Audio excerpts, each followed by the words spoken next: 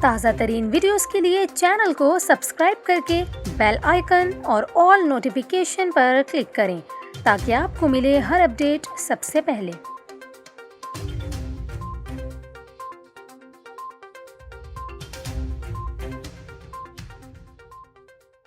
السلام علیکم ناظرین، یہاں پر آپ کو بتائیں کہ ملک بھر میں تعلیمی ادارے کب کھلیں گے۔ وفاقی وزیر تعلیم شفقت محمود نے ملک بھر کے تعلیمی ادارے کھولنے سے متعلق حکومتی پلان بتا دیا ہے۔